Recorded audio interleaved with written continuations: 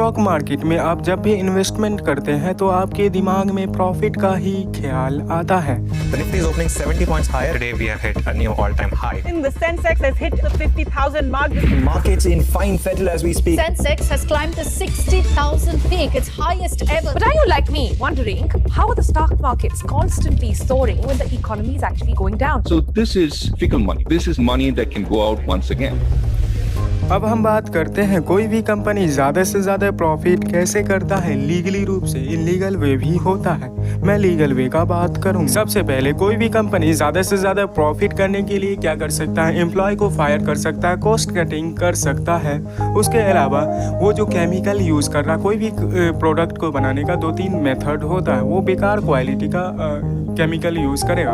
Ultimately उसका product तो सही बनेगा लेकिन इन्वायरमेंट को ज़्यादा नुकसान होगा, हार्मफुल गैसेस निकलेंगे। और क्या कर सकता है ज़्यादा से ज़्यादा प्रॉफिट करने के लिए, कंपनी का जो वेस्ट निकलता है वो किसी भी नदी में डंप कर सकता है। अगर वो प्रोसेस करके वेस्ट को डंप करेगा तो उसमें उसका पैसा लगेगा, अल्टीमेटली इसका प्रॉफिट घटेगा। लेकिन अगर ये डायरेक्टली किसी भी नदी में डंप कर देता है तो इसका प्रॉफिट बढ़ेगा क्योंकि उसमें उसका पैसा नहीं लग रहा है। ये सारे लीगल प्रोसेस होते हैं ज़्यादा से ज़्यादा प्रॉफिट करने के लिए। इसीलिए आप जब भी इन्वेस्टमेंट करें तो इन्वायरमेंट का ध्यान जरूर रखें। अब हम बात करते हैं dark side of stock market के बारे में।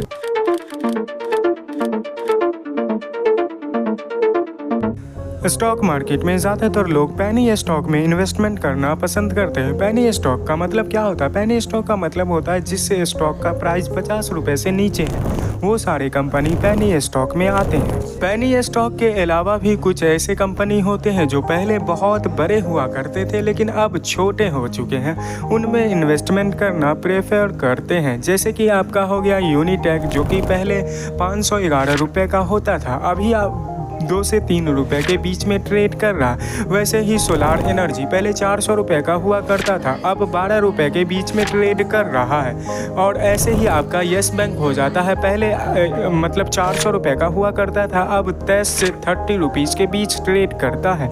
इसी टाइप की कंपनी में लोग ज़्यादातर इन्वेस्टमेंट करना पसंद करते हैं, यही सोच के इन्वेस्टमेंट करते हैं कि आज न कल ये पैसा डबल हो ही जाएगा।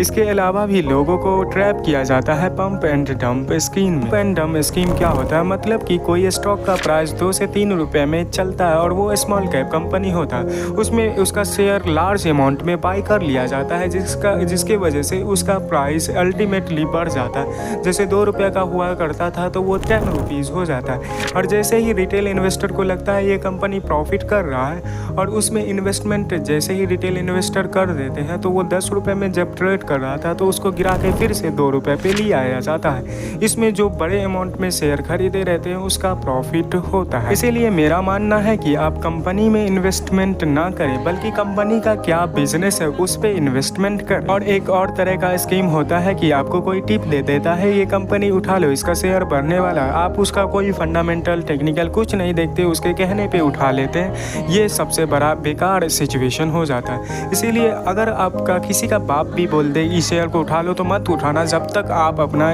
रिसर्च ना कर लें। आई थिंक आपको कुछ अच्छा नॉलेज मिला है इस वीडियो के माध्यम से।